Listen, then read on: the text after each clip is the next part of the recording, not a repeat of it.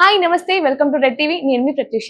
ప్రస్తుతం మనతోని senior journalist Arvind Kolli గారు మనతో ఉన్నారు. సార్తో మాట్లాడి మన విషయాలు తెలుసుకుందాం. నమస్తే సార్. సార్ ఇదివరకే అమెరికా అధ్యక్షుడు ట్రంప్ కి అలాగే ఇలన్ మస్క్ కి మధ్య మాటల యుద్ధం జరిగింది అందరికి తెలిసిన విషయమే. అయితే ఇది కొంచెం తగ్గుముఖం పట్టింది, కంప్లీట్ అయిపోయింది అనుకున్న సమయానికి మళ్ళీ స్టార్ట్ చేశారు సార్. వాళ్ళిద్దరి మధ్య మాటల యుద్ధం స్టార్ట్ అయిపోయింది.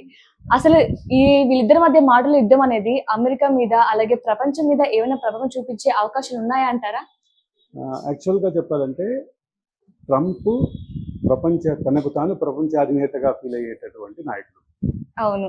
ఒక పక్కన, రెండో పక్క ప్రపంచ కుబేరుడు ఎలన్ మస్క్. ఇక్కడ వీళ్ళిద్దరి మధ్య జరుగుతున్నటువంటి ప్రత్యక్ష మాటల యుద్ధం కానీ, రెండో పక్క వస్తున్నటువంటి విమర్శల దాడి కానీ, ఆ దాడి చూస్తే ఖచ్చితంగా ప్రపంచం మీద ప్రభావం పడుతుందా అనేది, ప్రపంచం మీద అంతరిక్షం మీద కూడా ప్రభావం చూపించే పరిస్థితి కనిపిస్తుంది. ఏ విధంగా సార్? మీ క్వశ్చన్ మార్క్ నాకు అర్థమైంది. అది ఎట్లా అంటే, అంతరిక్ష ప్రాజెక్టులో, అంతరిక్ష ప్రయోగాల్లో ఒక కీలకమైనటువంటి భూమిక పోషిస్తున్నటువంటి స్పేస్ ఎక్స్ సంస్థకి అధిపతి ఎలన్ మస్క్. ఎలన్ మస్క్ స్పేస్ ఎక్స్కి కొన్ని రాయితీలు ఇచ్చింది అమెరికా ప్రభుత్వం. ఇప్పుడు ఆ రాయితీల్ని వెనక్కి తీసుకుంటామని ట్రంప్ ప్రకటిస్తున్నారు. క్లియర్? ప్రపంచం మీదే కాదు, అంతరిక్షం మీద కూడా ప్రభావం ఉంటుంది అనేది క్లియర్. అది ప్రధానమైన అంశం. రెండోది, స్పేస్ ఎక్స్ ని టార్గెట్ చేస్తూ కొన్ని విమర్శలు చేస్తున్నాడు ట్రంప్. స్పేస్ ఎక్స్ వలన ఏ రకమైనటువంటి, అంటే స్పేస్ ఎక్స్ అనేది అమెరికన్ గవర్నమెంట్ సహకారంతో నడుస్తున్నటువంటి ఒక ప్రయోగం, ఒక విస్తృతమైనటువంటి ప్రాజెక్ట్. అది స్పేస్ ఎక్స్ మీద, స్పేస్ ఎక్స్ యొక్క ఎంటిటీ మీదే, స్పేస్ ఎక్స్ యొక్క అసలు దాని సంస్థ మీదే, దాని ప్రయోగాల తీరు మీద, వీటన్నిటి మీద విమర్శలు చేసేసరికి అసలు స్పేస్ ఎక్స్ భవిష్యత్తులో ఏం జరగబోతోంది, కెనడియన్ స్పేస్ సెంటర్ని మరోసారి స్పేస్ ఎక్స్ ప్రయాణానికి అనుమతిస్తారా అనే దాకా కూడా ఆలోచించింది. ఇందాకేరో నేను ఇందాక వచ్చే ముందే ఒక ఫ్రెండ్ మాట్లాడుతూ అంటున్నాడు, ఒకవేళ అదే కనుక జరిగితే నాసాను వదిలేసి ఇస్రోకి రమ్మంటాం మనం, సో మనకి అది పెద్ద బూస్ట్ అవుతుంది. అంటే ఇక్కడ ఒక విషయం చెప్పాలంటే, అంతరిక్ష ప్రయోగాలకి సంబంధించినటువంటి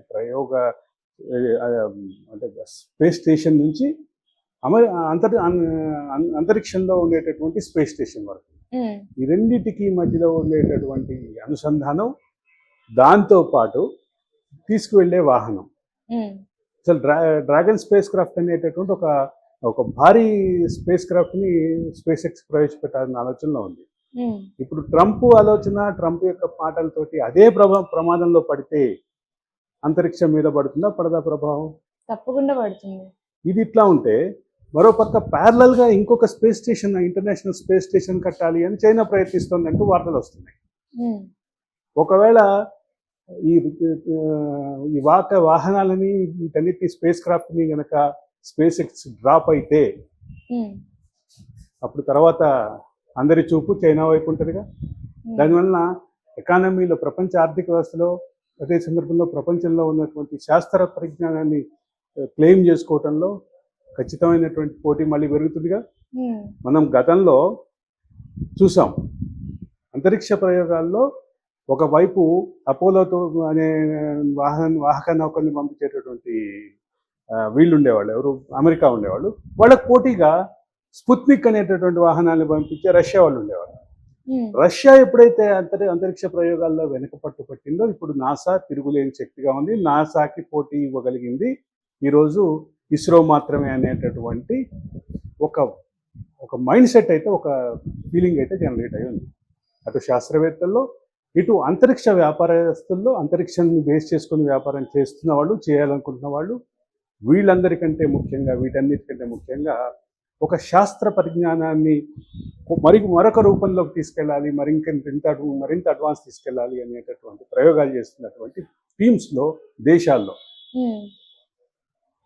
చిన్న చిన్న దేశాలకి ఇస్రో ఒక పెద్ద అండగా ఉంది. వాళ్ళ చిన్న చిన్న శాటిలైట్స్ని పంపించుకోవటానికి ఉన్నటువంటి తక్కువ ధరలో, comparative NASA and other space agencies ISRO బెటర్గా ఉంది. కాబట్టి ఇస్రోకి ఊపు వస్తుంది అని అనుకోవాలి. ఒకటి, స్పేస్ ఎక్స్ ప్రయోగాల మీద అంతర్జాతీయంగా జరుగుతున్నటువంటి ఈ రకమైనటువంటి ఊహాగానాల నేపథ్యంలో ఇస్రోకి మాత్రం కొంచెం పాజిటివ్గా ఉంది అని చెప్పాలి. రెండో అంశం, ఇందాక నువ్వు అడిగినట్టుగా అమెరికా సమాజం మీద ఏ రకమైనటువంటి ప్రభావం పడుతుంది, ప్రపంచ దేశాల మీద ఏ రకమైన ప్రభావం పడుతుంది. ఈరోజు ప్రపంచ ఎలక్ట్రిక్ వెహికల్స్ మార్కెట్లో టెస్లా ఒక తిరుగులేని శక్తిగా నిలబడాలి అని ప్రయత్నిస్తోంది. మిగతా వాళ్ళు ఎక్కడ దరిదాపుల్లో కూడా పోటీ లేరని చెప్పి టెస్లా క్లెయిమ్ చేసుకుంటుంది. ఆ పరిస్థితుల్లో ప్రభుత్వమే టెస్లాకి ఇస్తున్నటువంటి ప్రోత్సాహకాలని కానీ, ఇన్సెంటివ్స్ని కానీ, అదే సందర్భంలో ఫెసిలిటీస్ని కానీ అన్నిటినీ విత్డ్రా చేసుకుంది అనుకో, ఏమవుతుంది? ఆ గ్రౌండ్ క్లియర్ చేసే మాటలు ట్రంప్ నుంచి వచ్చినాయి ఈరోజు మా ప్రెస్ మీట్లో. అదే సందర్భంలో ట్రంప్ ఇంకొక ముఖ్యమైనటువంటి మాట మాట్లాడాడు. నేను వీటన్నిటిని విత్డ్రా చేసుకుంటే మళ్ళీ అతను ఆఫ్రికాకు వెళ్ళి అతను ఎక్కడ పుట్టాడో అక్కడికి వెళ్ళాల్సి ఉంటుంది అని చెప్పాడు.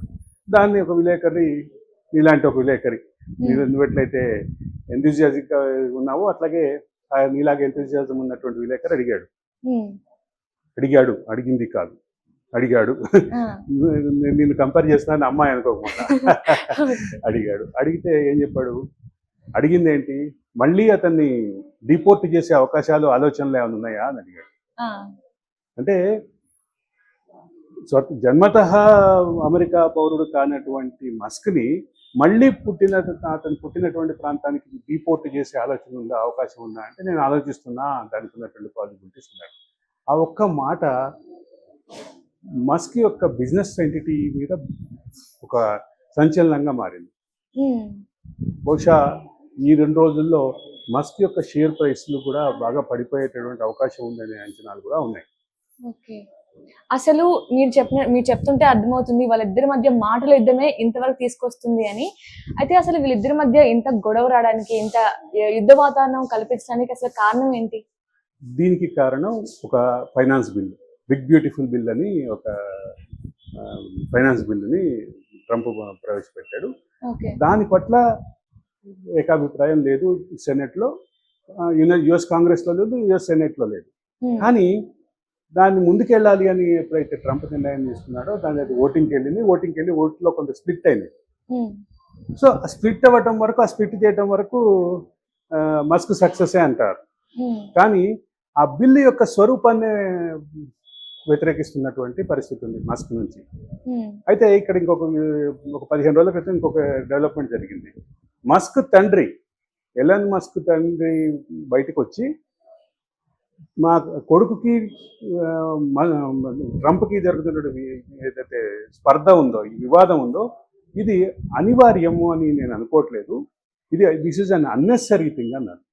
అంటే ప్రపంచంలో ఇదంతా చాలా మంది దృష్టిలో ఇది ఏదో ఇద్దరి మధ్య జరుగుతున్నది ఒక అనివార్యమైనటువంటి యుద్ధంగానే చూశారు. కానీ ఎరల్ మస్క్ ఎప్పుడైతే ఆ క్లారిటీ ఇచ్చాడో ఏమన్నాడు, ఎప్పుడైతే ఈ వివాదం ఉందో ఈ వివాదం ఇట్ ఈస్ అన్ అన్నెసెసరీ వివాదం అన్నాడు.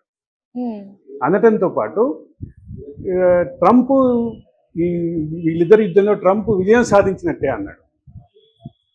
అనేసరికి మొత్తం అంతా డైనమిక్స్ మారినాయి.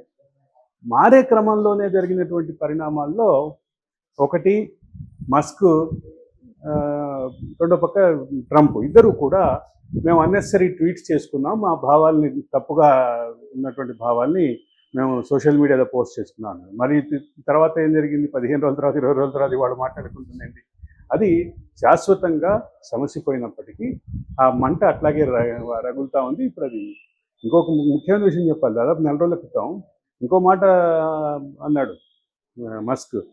ఇది ట్రంప్ యొక్క ఈ ఆర్థిక విధానాల మూలంగా ప్రపంచంలో ఇప్పటి వరకు జరగనంత భారీ ఆర్థిక విధ్వంసం, ఒక విస్ఫోటనం జరగబోతోంది.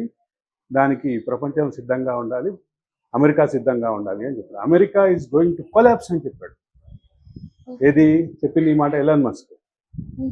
ఇది దీంతో పాటు ఒక ప్యారలల్గా ఇంకో పార్టీ పెడతా అన్నాడు. 2 పార్టీల వ్యవస్థలో కాదు, ఇంకో 3వ పార్టీ పెడతా అన్నాడు. 3వ పార్టీ పెట్టి అసలు మనము తెలుగు మీడియాలో చాలామంది రాసేశారు, 3వ పార్టీ పెట్టి అధికారంలోకి వచ్చేస్తున్నాడు, నెక్స్ట్ ట్రంప్కి ఇంకోసారి పోటీ చేయడానికి అవకాశం లేదు. ట్రంప్ ప్లేస్లో మూడో ఎలాన్ పార్టీ అభ్యర్థిగా ఎలాన్ మస్క్ వస్తాడు అని. కానీ అమెరికన్ ఆర్థిక వ్యవస్థ, పొలిటికల్ సిస్టమ్ ఎట్లా ఉంటుందంటే ప్రతి చోట బలం ఉండాలి. ఉమ్, అంటే ఒక డమ్మీ పర్సన్ అనూహ్యంగా వచ్చేసి అధ్యక్ష స్థానంలో కూర్చొని పాలన చేయడం సాధ్యం కాదు. ఉమ్, అన్ని చోట్ల బలం ఉన్నటువంటి ఒక సమిష్టి పరిస్థితి ఉండాలి. అది ఆ, ఇప్పటికిప్పుడు అది సృష్టించుకోవటం కూడా సాధ్యం కాదు. ఆ సృష్టించుకోవటం సాధ్యం కాదు కాబట్టే ఆ దేశంలో రెండు పార్టీల వ్యవస్థ మాత్రమే ఉంది. సో మొత్తం మీద వీళ్ళిద్దరి మధ్య వివాదం మాత్రం ఎటువైపు వెళ్తుంది అనే ఆసక్తి మనకు అందరికీ ఉన్నప్పటికీ ఒకటైతే క్లియర్, ఇద్దరు పట్టుదలగా ఉన్నారు. అసలు నేనే గెలిపించాను ట్రంప్ని అని అభిప్రాయంతో మస్క్ ఉన్నాడు. ఉమ్. మస్క్ ప్రభావం ఏం లేదు నా గెలుపులో, నేనే శక్తివంతుడిని అనే మాట ట్రంప్ చెప్తున్నారు. ఈ వివాదం ఇట్లాగే ఉంది.